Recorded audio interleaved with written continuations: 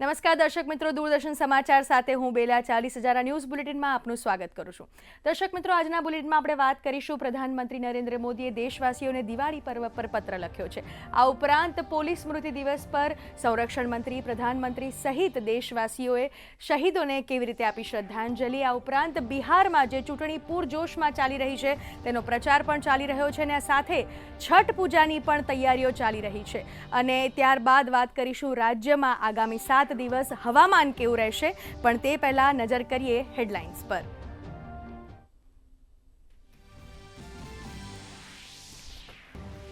પ્રધાનમંત્રી નરેન્દ્ર મોદીએ દિવાળી પર દેશવાસીઓને લખ્યો પત્ર। ઓપરેશન સિંદૂર, સ્વદેશી જીએસટી રિફોર્મ અને નક્સલવાદનો કર્યો ઉલ્લેખ। કહ્યું, નક્સલવાદ મુક્ત પ્રદેશોમાં પહેલીવાર પ્રગટાવવામાં આવી રહ્યા છે દીવા। ઓપરેશન સિંદૂરના માધ્યમથી અન્યાયનો લેવામાં આવ્યો બદલો।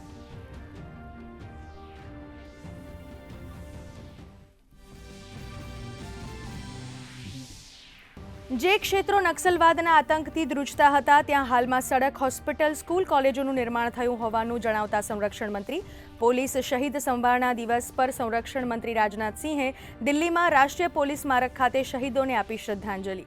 પ્રધાનમંત્રી નરેન્દ્ર મોદીએ શહીદોને અર્પણ કરી શ્રદ્ધાંજલિ।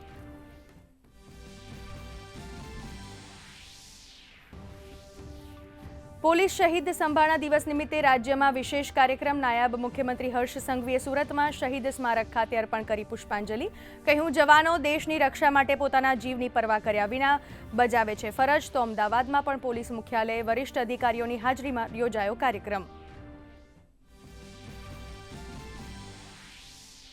બિહાર ચૂંટણીમાં પ્રચાર બન્યો વેગવંતો। મુખ્યમંત્રી નીતિશ કુમારે શરૂ કર્યો પ્રચાર। તો મુશ્કેલીમાં મહાગઠબંધન, 10 થી 12 સીટો માટે મડાગાંઠ યથાવત। તો ભાજપાનો કટાક્ષ, મહાગઠબંધનને ગણાવ્યું ટુકડા ટુકડા ગઠબંધન।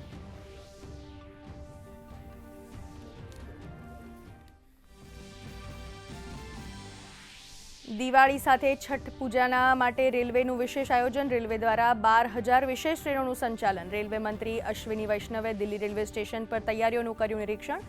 રેલવેની તૈયારીઓથી મુસાફરોમાં ખુશી।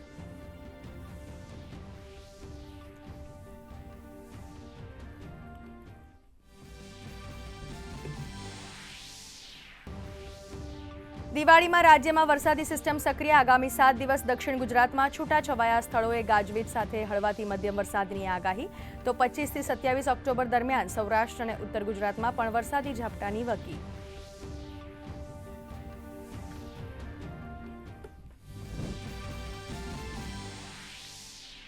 જાપાની સંસદે લીધો ઐતિહાસિક નિર્ણય। દેશના પ્રથમ મહિલા પ્રધાનમંત્રી તરીકે સાને તાકાચીનીને કરી નિમણૂક। પ્રધાનમંત્રી મોદીએ પણ પાઠવ્યા અભિનંદન। કહ્યું, બંને દેશો વિશેષ વ્યૂહાત્મક અને વૈશ્વિક ભાગીદારી પર કરશે કામ।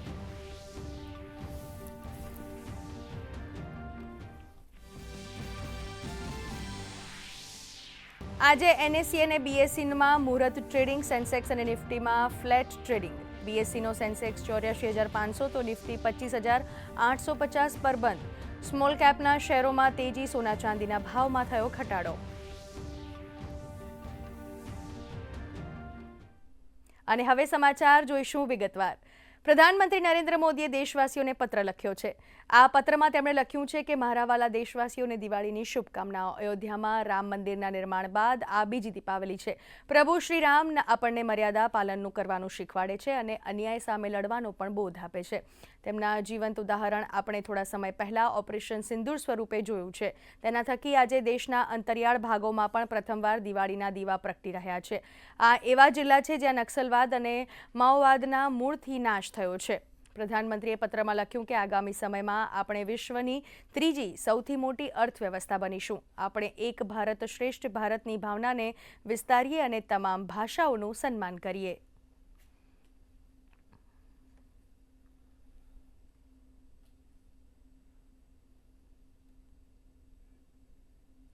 આજે પોલીસ સ્મૃતિ દિવસ છે। તે નિમિત્તે પ્રધાનમંત્રી નરેન્દ્ર મોદીએ સોશિયલ મીડિયા પર બહાદુર પોલીસ કર્મીઓના સાહસ અને શૌર્યની પ્રશંસા કરી હતી। તેમણે લખ્યું હતું કે પોલીસ સ્મૃતિ દિવસ પર આપણે આપણા પોલીસ કર્મચારીઓના સાહસને સલામ કરીએ છીએ અને ફરજ બજાવતા તેમના સર્વોચ્ચ બલિદાનને યાદ કરીએ છીએ। તેમનું અડગ સમર્પણ આપણા રાષ્ટ્ર અને લોકોને સુરક્ષિત રાખે છે. સંરક્ષણ મંત્રી રાજનાથ સિંહે પણ નવી દિલ્હીમાં રાષ્ટ્રીય શહીદ સ્મારક ખાતે શહીદોને શ્રદ્ધાંજલિ અર્પણ કરી હતી.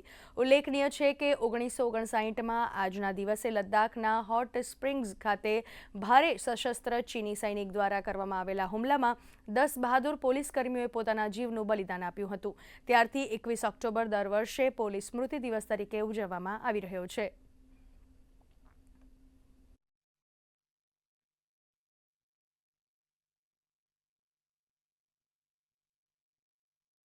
सेना हो या पुलिस, ये दोनों ही देश की सुरक्षा को के अलग अलग पिलर्स हैं।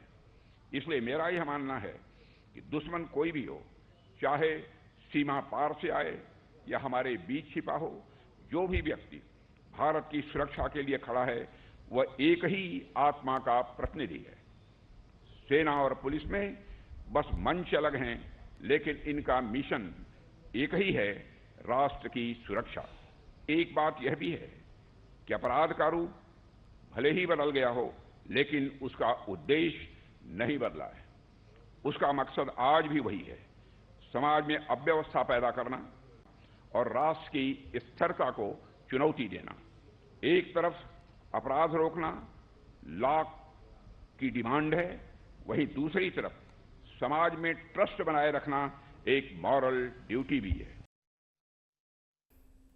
સુરતમાં નાયબ મુખ્યમંત્રી હર્ષ સંઘવીની ઉપસ્થિતિમાં પોલીસ શહીદ સંભાળના દિવસનો કાર્યક્રમ યોજાયો, જેમાં સુરત પોલીસ કમિશનર અનુપમસિંહ ગેહલોત સહિત અન્ય ઉચ્ચ અધિકારીઓ પણ ઉપસ્થિત રહ્યા હતા.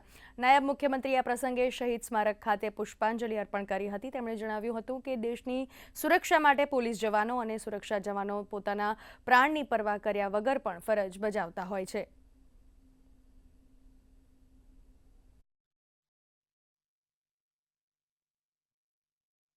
आज के दिन सारी पूरे देश की पुलिस फोर्स, हमारे राज्यों की पुलिस फोर्स, अर्धलश्करी बल, पैरामिलिट्री फोर्स के जो हमारे जवान हैं, अधिकारी हैं, जिन्होंने राज्य की रक्षा के लिए, लोगों की रक्षा के लिए और देश की रक्षा के लिए जिन्होंने अपनी जान न्यौछावर की है, उनको श्रद्धांजलि हम लोगों ने दिया सूरत शहर पुलिस परेड ग्राउंड पे।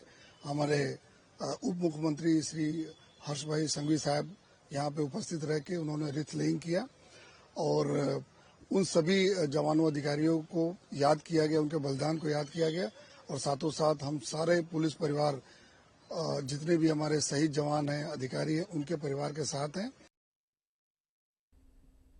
અમદાવાદમાં પોલીસ શહીદ સ્મૃતિ દિવસ નિમિત્તે પોલીસ હેડક્વાર્ટર ખાતે વિશેષ આયોજન કરાયું હતું, જેમાં પોલીસ વડા વિકાસ સહાય ઉપસ્થિત રહ્યા હતા. ગુજરાતના ડીજીપી વિકાસ સહાયે જણાવ્યું હતું કે યુનિટના વડાઓ અને વરિષ્ઠ પોલીસ અધિકારીઓએ અનેક શહીદોના પરિવારોને સાંત્વના પાઠવીને તેમની સુખાકારી વિશે પણ માહિતી પ્રાપ્ત કરી હતી.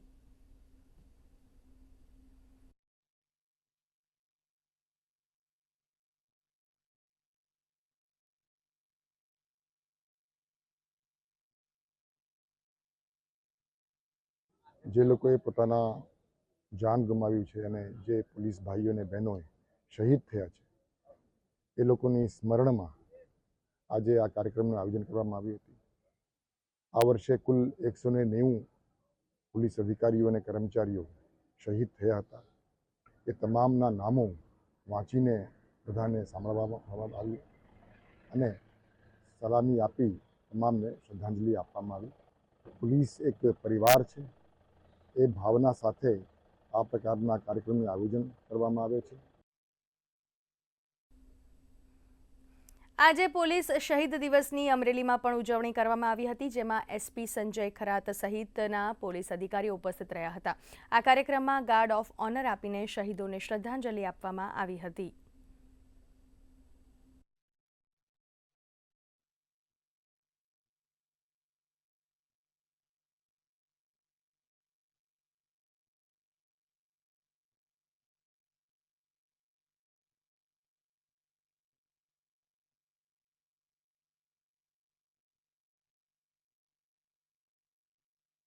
સમગ્ર દેશ અને રાજ્યમાં અને અમરેલી જિલ્લામાં આજે પોલીસ સંભાળના દિવસની શોક સલામી આપવામાં આવે છે. સન 1959માં આ દિવસે 21 ઓક્ટોબરે આપણા પોલીસની ત્યાં લડાખમાં જે પેટ્રોલિંગ પાર્ટી હતી, ત્યાં દુશ્મની દેશ તરફથી તમામ જવાનો અમારા શહીદ થયા હતા. અને એ જવાનો સાથે એમના પરિવાર સાથેની સંવેદના બતાવવા માટે તેમજ છેલ્લા 1 વર્ષ દરમિયાન આપણા રાજ્યના દેશના અલગ અલગ પોલીસ પેરામિલિટરી ફોર્સીસમાંથી જે પણ અમારા જવાનો શહીદ થયેલ છે એ જવાનોને અમે આજે યાદ કરીએ છીએ, તેમના ફેમિલીની સાથે અમારી સંવેદના બતાવીએ છીએ. તે માટે અમરેલી જિલ્લા પોલીસ તરફથી આજરોજ અત્રે આ શહીદ સ્મારક ઉપર અમારા તરફથી એક શોકસભા તથા આદરાંજલિનો પ્રોગ્રામ યોજવામાં આવ્યો છે. બુલેટિનના વધુ સમાચાર આ વિરામ બાદ. આજે જીવરાજ મહેતા હોસ્પિટલમાં all time active 24/7 emergency ward છે. World class ultra modern equipment વાળો કાર્ડિયોલોજી, ગાયનેકોલોજી અને નેફ્રોલોજી જેવા અન્ય મલ્ટી સ્પેશિયાલિટી ડિપાર્ટમેન્ટ્સ છે. માં જેવી કેર કરનાર ઇન્ટેન્સિવ ક્રિટિકલ કેર યુનિટ્સ છે. તમારી પાસે શું છે? ચિંતા ના કરતા સાચી, સારી અને તમારી સારવાર માટે ચિંતા ના કરતા વાસણામાં આવેલી જીવરાજ મહેતા હોસ્પિટલ છે ને. मन की बात है जन जन की, संघर्षों के कुछ किस्से, कहानी कुछ सफलताओं की, अनकही विरासत की, उम्मीदें नए भारत की. महीने के आखिरी रविवार का रहता है इंतजार. मलयाचल के आंचल से विंध्याचल के आंगन तक, ब्रह्मपुत्र के घाट से हिमालय के विस्तार तक होती है मन की बात प्रधानमंत्री के साथ. तो सुनिए इस महीने 26 अक्टूबर सुबह 11 बजे मन की बात आकाशवाणी और दूरदर्शन के सभी चैनलों पर और प्रसार भारती के OTT प्लेटफॉर्म वेव्स पर सजीव प्रसारण लाइव स्ट्रीमिंग के माध्यम से. इसके अतिरिक्त आकाशवाणी और दूरदर्शन के YouTube चैनल और प्रसार भारती के ऐप न्यूज ऑन एयर पर सजीव प्रसारण लाइव स्ट्रीमिंग के माध्यम से. तो याद रखें, रविवार 26 अक्टूबर सुबह 11 बजे मन की बात. ગુડ મોર્નિંગ ગુજરાતમાં તમારું હાર્દિક સ્વાગત છે. સવાર આમ તો હોય છે મજાની, પણ જો એ સુરીલી બની જાય ને તો ઓર મજાની બની જાય. વેસ્ટર્ન મ્યુઝિક પર મને ગાવું બહુ જ ગમે છે. માઇન્ડ, બોડી અને સોલ દરેક રીતે તમે ફિટ હોવા જોઈએ. 8-9 વાનગી એકદમ સ્પેશિયલાઇઝ વાનગીઓ છે. એ મેથી મૂળા પાલકની ભાજી આઈ, મૂળા આયા, કોથમીર આઈ. મને એક ખિતાબ આપ્યું, doctor dinosaur and princess dinosaur. Long hours workout કરવું પડે છે, હેવી વેઇટ ટ્રેનિંગ કરવું પડે છે, ત્યારે જઈને તમે ત્યાં પહોંચો છો. જુઓ ગુડ મોર્નિંગ ગુજરાત સોમવારથી શુક્રવાર સવારે 7 કલાકે માત્ર ડીડી ગિરનાર અને DD news Gujarati YouTube channel પર. વિરામ બાદ બુલેટિનમાં આગળ વધીએ. નાયબ મુખ્યમંત્રી હર્ષ સંઘવીના પરિવારજનો છેલ્લા 12 વર્ષથી નવી સિવિલ હોસ્પિટલના દર્દીઓ સાથે દિવાળીની ઉજવણી કરે છે. સમાજનો એક એવો વર્ગબળ છે જેને દિવાળીની કે રક્ષાબંધનની પર્વમાં પણ પરિવારના પ્રેમ અને ઘરના સુખનો અનુભવ થતો નથી. નાયબ મુખ્યમંત્રી હર્ષ સંઘવીના માતા દેવ્યાનીબેન સંઘવી તેમજ બહેન હેની રમેશચંદ્ર સંઘવી અને પરિવાર માનવતાની ઝલક બન્યા છે. નાયબ મુખ્યમંત્રી હર્ષ સંઘવીના પરિવારજનો છેલ્લા 12 વર્ષથી નવી સિવિલ હોસ્પિટલમાં દર્દીઓ અને સફાઈ કર્મીઓ સાથે દિવાળીના પર્વની ઉજવણી કરે છે. આ પ્રસંગે અમદાવાદના માનસિક દિવ્યાંગ બાળકોને સહકાર આપવાની ભાવના સાથે તેઓ બાળકો દ્વારા તૈયાર કરાયેલ દીવડાઓ ભેટ સ્વરૂપે અર્પણ કરે છે. નર્સિંગ કાઉન્સિલના ઇકબાલ કડીવાલા પણ આ પ્રસંગે ઉપસ્થિત રહ્યા હતા અને આરોગ્ય કર્મચારીઓએ મહામારીના સંકટકાળમાં પણ પરિવારથી દૂર રહીને નિભાવેલી કામગીરીને બિરદાવી હતી. સિવિલ હોસ્પિટલના સફાઈ કર્મીઓ જેઓ રાત દિવસ પોતાની ફરજ બજાવે છે, કપરા સમયમાં પણ એવા સફાઈ કર્મી બહેનોને સાડી અર્પણ કરવામાં આવી. સાથે સાથે દ્વીપ પાક્ય કરી જે આ એ દીવડા હતા કે માનસિક રોગની હોસ્પિટલ અમદાવાદ ખાતે દિવ્યાંગોએ બનાવેલા દીવડા, સ્વદેશી અપનાવો દેશ બચાવો અને અંગદાન મહાદાનના સૂત્રો સાથે અંકિત કરેલા દીવડાઓ પ્રજ્વલિત કરીને દિવાળીની ઉજવણી કરવામાં આવી છે. દિલ્હીમાં છઠ પર્વની ઉજવણીની તૈયારીઓ ચાલી રહી છે. દિલ્હીમાં યમુના કિનારે છઠ ઘાટો તૈયાર થઈ રહ્યા છે. છઠની ઉજવણી માટે લોકો વતન જતા હોવાથી રેલવેએ પણ વ્યાપક તૈયારીઓ કરી છે. સરકાર 12,000થી વધુ વિશેષ ટ્રેન દોડાવવાની તૈયારીઓ કરી ચૂકી છે. તહેવારોમાં પ્રવાસીઓને લાખોની સંખ્યામાં સફર કરતા હોવાથી ભીડ નિયંત્રણ માટે પણ ઉત્તર રેલવેએ મોટી તૈયારી કરી છે. આરપીએફ જવાનો રેલવે સ્ટેશન પર સુચારુ વ્યવસ્થા જળવાઈ રહે તે માટે તૈનાત થઈ ચૂક્યા છે. સ્પેશિયલ ટ્રેન દોડાવી શરૂ થઈ ચૂકી છે. રેલવે મંત્રી અશ્વિની વૈષ્ણવે પણ ધનતેરસના દિવસે દિલ્હી રેલવે સ્ટેશનની મુલાકાત લઈને તૈયારીઓની સમીક્ષા કરી હતી. उत्तर रेलवेना डीएम પણ દિલ્હી રેલવે સ્ટેશનની મુલાકાત લઈ ચૂક્યા છે.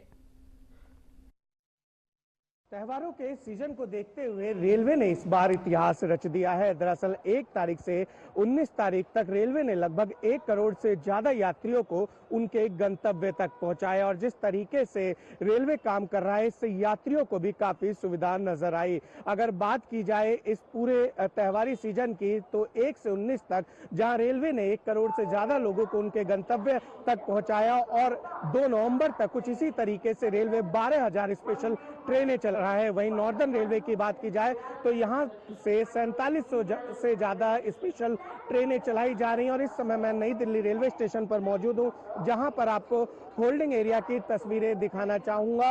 होल्डिंग एरिया इस समय खाली है क्योंकि तमाम यात्री जो छठ के लिए अगर बात की जाए तो पूर्वी उत्तर प्रदेश और बिहार के लिए जा रहे हैं। आप देख सकते हैं कि पूरी तरीके से फिलहाल कोई भीड़ नजर नहीं आ रही है, जिसका बड़ा कारण है कि रेलवे के द्वारा ये प्रैक्टिस पिछले 1.5 महीने से की जा रही थी, जिसका असर ये हो रहा है कि यात्रियों को पूरी तरीके से सुविधाएं मिल रही हैं और वो अपने गंतव्य तक आसानी से पहुंच रहे हैं। लगभग 12 लाख रेलवे कर्मचारी अपनी ड्यूटी पूरी ईमानदारी से कर रहे हैं। इसका असर ये हो रहा है कि जो रेलवे स्टेशन पर भीड़ नजर आती थी त्योहारों के सीजन में अब वो कम आने लगी है। कैमरा पर्सन गौरव गिरी के साथ निशांत राय, डीडी न्यूज, दिल्ली। પશ્ચિમ રેલવે સ્ટાફ દ્વારા સુરતના ઉધના સ્ટેશન ખાતે મુસાફરો માટે વિશેષ સેવા પૂરી પાડવામાં આવી રહી છે. વતન જનારા મુસાફરોને રેલવે વિભાગના સ્ટાફ દ્વારા પીવાના પાણીની બોટલનું વિતરણ કરવામાં આવી રહ્યું છે, જે મુસાફરોની યાત્રાને વધુ સરળ બનાવવામાં મદદરૂપ થઈ રહી છે. તહેવારોની ભીડમાં મુસાફરો માટે આવા અનેક કાર્ય કરીને રેલવે સ્ટાફ દ્વારા સંભાળ રાખવામાં આવી રહી છે. ઈડર તાલુકાનું વેળાબદર ગામ દિવાળીના ઉત્સવ સમયે જીવંત બની ગયું છે. અંદાજે 3000 લોકોની વસ્તી ધરાવતા વેરાબર ગામના મોટાભાગના લોકો આર્થિક ઉપાર્જન અને બાળકોના શિક્ષણ માટે ગામથી દૂર રહે છે. 65% વધુ લોકો રાજ્યના વિવિધ શહેરો અન્ય દેશ કે રાજ્યમાં વસતા સામાન્ય દિવસોમાં ગામ સુમસામ લાગતું હોય છે, પરંતુ દિવાળીના તહેવાર પ્રસંગે આ તમામ લોકો પોતાના વતન વેરાબર ખાતે તહેવારની ઉજવણી અર્થે આવી પહોંચે છે. આ ગામમાં દિવાળીના 5 દિવસ જાણે કે કોઈ મોટો ઉત્સવ હોય, સૌ સાથે મળીને સામૂહિક રીતે દિવાળી મનાવે છે. પરિવાર સાથે બધા સ્નેહીજનો સાથે મળીને વિતાવીએ છીએ અને અહીંયા આગળ અમારા પૂરું ગામ ભેગું થાય છે, જેનાથી અમને બહુ આનંદ થાય છે કે અમે બધાને એક જગ્યાએ બધાને મળી શકીએ છીએ. મિની કાશ્મીર તરીકે ઓળખીએ છીએ. અહીંયા દિવાળી ખૂબ જ તદ્દન અલગ રીતે ઉજવવામાં આવે છે. અહીંયા ગામમાં આમ તો લગભગ 80ની સંખ્યા જ હોય છે, પણ જ્યારે દિવાળીનું પર્વ આવે છે ત્યારે દેશ વિદેશમાંથી બધા જ અહીંયા ઉમટી પડે છે. જે સિટીઓમાં જે પોતાના વ્યવસાય માટે ગયા હોય છે એ પણ બધા જ માદરે વતન તરફ અહીંયા આવી જાય છે. એટલે તો અમે એનું ટાઇટલ રાખ્યું છે વતનનો સાદ. ફેમિલીને ટોટલ એન્ટરટેનમેન્ટ હોય છે અને બહુ જ મજાની રીતે અમે બધા જ એકદમ આનંદિત રીતે આખું ફેસ્ટિવલ પસાર કરીએ છીએ. અહીંયા અમને હોપફુલી બહુ થેન્ક્સ છે કે આ વેરાબર યુવા બ્રહ્મ પરિવાર આ રીતે આયોજન આવી રીતે કરતું રહે અને સૌને ઉત્સાહ રહે અને મજા રહે. ગીર સોમનાથ જિલ્લાના વેરાવળના બાદલપરા ગામમાં એક દાયકાથી ગ્રામજનો ફટાકડા ફોડતા નથી, જેથી ગામમાં કોઈ દિવાળી સમયે કોઈ પ્રદૂષણ ફેલાતું નથી. ગ્રામજનો રંગબેરંગી રોશની અને લાઇટથી ગામની સજાવટ કરે છે, રંગોળી કરે છે, તેમજ રોપાનું વાવેતર કરીને ઇકો ફ્રેન્ડલી દિવાળી મનાવે છે. ગ્રામજનોએ જણાવ્યું હતું કે આ ગામ આદર્શ ગામ છે અને સ્વૈચ્છિક રીતે ફટાકડા ન ફોડીને ગામનું વાતાવરણ સ્વચ્છ રાખવામાં આવી રહ્યું છે.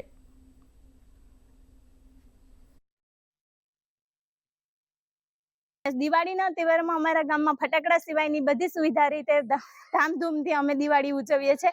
ફટાકડામાં એ માટે નથી કરતા કે અમારા નાના બાળકો છે એને કોઈ પણ પ્રકારની શારીરિક એવી કોઈ ઈજા ન થાય. અમારા ગામમાં વાડી વિસ્તારના લીધે કોઈ પણ જાનવરને કે કોઈ પણ માલ સામાનને ઈજા ન થાય એ માટે અમે ફટાકડા નથી ફોડતા. ફટાકડા ફોડવા માટે અમારા ભાઈ ભગવાનભાઈ બારડ છે એ પર્યાવરણ પ્રેમી છે અને બાળકો પ્રેમી છે. એટલે આરોગ્યને ક્યાંય નુકસાન થાય, ક્યાંય પર્યાવરણને નુકસાન થાય એના માટે ગામને સાથે રાખી, બાળકોને લઈને આગેવાનોને ગામને બધાને સાથે રાખીને એક નિર્ણય કર્યો એનાથી ફટાકડા ફોડવાનો અમારો પ્રતિબંધ છે. બુલેટિનના વધુ સમાચાર આ નાનકડા વિરામ બાદ. मन की बात है जन जन की, संघर्षों के कुछ किस्से, कहानी कुछ सफलताओं की, अनकही विरासत की, उम्मीदें नए भारत की. महीने के आखिरी रविवार का रहता है इंतजार. मलयाचल के आंचल से विंध्याचल के आंगन तक, ब्रह्मपुत्र के घाट से हिमालय के विस्तार तक होती है मन की बात प्रधानमंत्री के साथ. तो सुनिए इस महीने 26 अक्टूबर सुबह 11 बजे मन की बात आकाशवाणी और दूरदर्शन के सभी चैनलों पर और प्रसार भारती के OTT प्लेटफॉर्म वेव्स पर सजीव प्रसारण लाइव स्ट्रीमिंग के माध्यम से. मन की बात के प्रादेशिक भाषाओं में अनुवाद का पुनः प्रसारण आप सुन सकते हैं रात 8 बजे आकाशवाणी और दूरदर्शन के सभी प्रादेशिक चैनलों पर. तो याद रखें, रविवार 26 अक्टूबर सुबह 11 बजे मन की बात. એ પણ સાચું છે કે દર વખતે મારી દીકરીના ભાગમાં તકલીફો આવી છે. એનું કારણ આરાધ્ય જ છે. કે અમર મહેતાનું ચૂપ રહેવું એ વાતનો સંકેત છે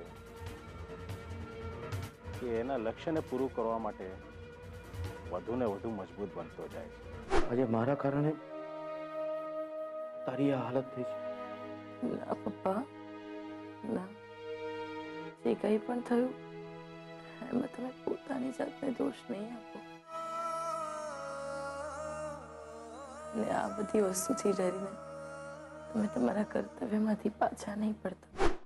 આરાધ્ય પપ્પાનું સપનું સોમવારથી ગુરુવાર રાત્રે 9 કલાકે તથા પુનઃ પ્રસારણ મંગળવારથી શુક્રવાર સવારે 9:30 તથા બપોરે 3 કલાકે ડીડી ગિરનાર પર. વિરામ બાદ બુલેટિનમાં આપનું પુનઃ સ્વાગત છે. દીવના પૌરાણિક સોમનાથ મંદિરમાં અન્નકૂટ મહોત્સવનું આયોજન કરવામાં આવ્યું હતું. 550 વર્ષ પૌરાણિક મંદિરમાં અન્નકૂટ માટે વિવિધ પ્રકારની મીઠાઈઓ અને ફરસાણ તૈયાર થઈ રહ્યા છે. દીવ સોમનાથ મંદિરમાં શ્રદ્ધાળુ અન્નકૂટની સાથે સાથે શિવ, ગણેશ અને પાર્વતીની માટીની મૂર્તિઓના દર્શનનો પણ લાભ લઈ રહ્યા છે. શ્રદ્ધાળુઓ ઉમંગભેર મંદિરનું દર્શન કરી રહ્યા છે.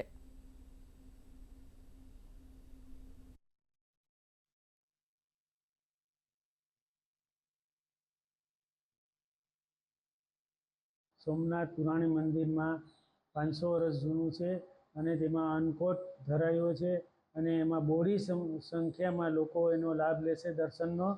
એમાં 56 ભોગના ભોગ ભગવાનને ધરવામાં આવે છે. મીઠાઈ, ફરસાણ, અનેક જાતના ભોગ ધરવામાં આવે છે, ફ્રૂટ ધરવામાં આવે છે અને તેનો લોકો મોટા પ્રમાણમાં દર્શનનો લાભ લેશે. અન્નકૂટના દિવસે દામોદર રાયજીને સુંદર અન્નકૂટ ધરાવવામાં આવે છે અને સાથે સોમનાથ મહાદેવને મુખોટાના દર્શનનો લાભ મળે છે. આ મુખોટાના દર્શન વર્ષમાં 3 વાર અન્નકૂટના દિવસે, શિવરાત્રી અને જન્માષ્ટમીના પર્વ નિમિત્તે મુખોટાના દર્શનનો લાભ લેવા માટે શ્રદ્ધાળુઓ દર્શન કરવા આવે છે. દિવાળીના તહેવાર દરમિયાન 108 ઇમરજન્સી સર્વિસ દ્વારા સુચારુ કામગીરી કરવામાં આવી રહી છે. ફટાકડાની ભારે આતશબાજીને કારણે આગ લાગવાના, દાઝી જવાના અને શ્વાસની બીમારીના અનેક બનાવો સામે આવ્યા હતા. તહેવારના સમયગાળા દરમિયાન કુલ 5406 ઇમરજન્સી કેસ નોંધાયા છે, જે સામાન્ય દિવસોની સરખામણીએ 12.06% વધારો દર્શાવે છે. બર્ન ઈજાઓના કુલ 58 કેસ નોંધાયા હતા, જેમાં અમદાવાદમાં 17, સુરતમાં 8, જામનગરમાં 5 અને નવસારી જિલ્લામાં 4 કેસ નોંધાયા હતા. શ્વાસ લેવામાં તકલીફમાં પણ 4.82% વધારો જોવા મળ્યો છે, જ્યારે માર્ગ અકસ્માતના કેસમાં 73.18% વધારો નોંધાયો છે. સામાન્ય રીતે 529 કેસ સામે આ વખતે 919 કેસની ઇમરજન્સી નોંધાઈ હતી. ગુનાખોરી અટકાવવા રાજ્યની પોલીસ દ્વારા ન્યાય શ્રુતિ પ્રોજેક્ટ શરૂ કરવામાં આવ્યો છે. આ અંગે પોલીસ વડા વિકાસ સહાયે જણાવ્યું હતું કે ટેકનોલોજીના માધ્યમ થકી જસ્ટિસ ડિલિવરી સિસ્ટમને વધુ વેગ આપવા આ પ્રોજેક્ટ અમલી બનાવવામાં આવ્યો છે. ન્યાય શ્રુતિ એટલે આરોપી જે જેલમાં છે એ જેલમાં જ અલગ અલગ ક્યુબિકલ્સ બનાવવામાં આવ્યું છે અને એ ક્યુબિકલ્સમાં વિડીયો કોન્ફરન્સિંગની તમામ વ્યવસ્થાઓ કરવામાં આવી છે. એટલે હવે આરોપીને જેલથી બહાર કાઢવા માટેની જરૂર નહીં પડે.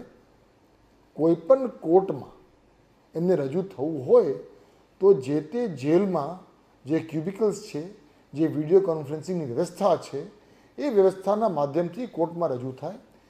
એના માટે દરેક જેલમાં અને દરેક કોર્ટમાં આ વિડીયો કોન્ફરન્સિંગની વ્યવસ્થા ગુજરાતમાં થઈ ગઈ છે. એટલે ફક્ત કેદીઓ માટે નહીં, પણ જે સાહેદો છે, અને પોલીસવાળા હોય, ડૉક્ટર હોય, FSL હોય, પંચ હોય, પ્રાઇવેટ વિટનેસ હોય, એ લોકોને પણ હવે રૂબરૂ કોર્ટમાં જવાની કાંઈ જરૂર નથી. રાજ્ય અને કેન્દ્ર સરકાર છેલ્લા કેટલાક સમયથી કુપોષણને દૂર કરવાના પ્રયાસો કરી રહ્યા છે. તેવામાં સાબરકાંઠા જિલ્લા વિકાસ અધિકારી દ્વારા સ્વખર્ચે પ્રોજેક્ટ હિતના નામે અતિ કુપોષિત બાળકોને સામાન્ય બનાવવા માટે વિશેષ પ્રયાસો થઈ રહ્યા છે. તે અંતર્ગત સાબરકાંઠા જિલ્લાના તમામ તાલુકાઓમાં રહેતા અતિ કુપોષિત બાળકોને પોષણયુક્ત આહાર આપવાની શરૂઆત થઈ ચૂકી છે.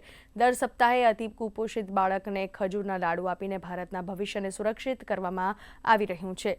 અતિ કુપોષિત બાળકોને ગોળ, ઘી, ચણા, કોપરું અને ખજૂરના લાડુ આંગણવાડી કાર્યકરો તેમજ તેડાનગરની બહેનો મારફતે રૂબરૂ ખવડાવીને બાળકોને સામાન્ય બનાવવાના પ્રયાસ થઈ રહ્યા છે. સાબરકાંઠામાં હેત પ્રોજેક્ટ માટે જિલ્લા વિકાસ અધિકારી હર્ષદ વોરાએ સ્વખર્ચે ₹7 લાખના ખર્ચથી શરૂઆત કરી છે. જનતા અને કોઈક સંસ્થાના પ્રોજેક્ટને આગળ વધારવા લાડુ બનાવવામાં ઉપયોગી ગોળ, ઘી, ખજૂર જેવી વસ્તુઓ સહાય કરે તેવી અપેક્ષા સેવાઈ રહી છે.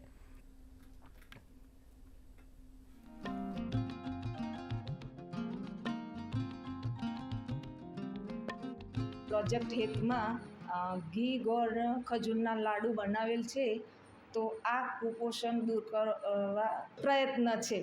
સાબરકાંઠા જિલ્લામાં પ્રોજેક્ટ હિત અંતર્ગત અતિ કુપોષિત બાળકોને ચોખ્ખા ઘી, ખજૂર અને પૌષ્ટિક વસ્તુઓમાંથી બનાવીને લાડુ આપવાનો પ્રોગ્રામ છે, જે અંતર્ગત જિલ્લાના તમામ અતિ કુપોષિત બાળકોને લાભ મળશે અને ઘણા બધા બાળકો કુપોષણ મુક્ત થશે. જે બાળકો અતિશય નબળું વજન ધરાવે છે એના પોષણ માટે ન્યુટ્રિશિયસ આઇટમ સિંગ છે, ચણા છે, ટોપરું છે, એનો ઉપયોગ કરી અને લાડુ બનાવવાનો એક વિચાર મગજમાં આવેલો હતો. અઠવાડિયામાં લગભગ 2 થી 3 દિવસ એમને લાડુ મળે, અમારી સમક્ષ જ એ લાડુ ખાવામાં આવે અને એના વજનમાં વધારો થાય એને ધ્યાનમાં રાખી અને બીજો એનો પવિત્ર હેતુ હતું કે આની કામગીરી કોઈ કોમર્શિયલ ન આપતા સ્વસહાય બચત જૂથને જ આ લાડુ બનાવવાની કામગીરી આપવામાં આવી છે.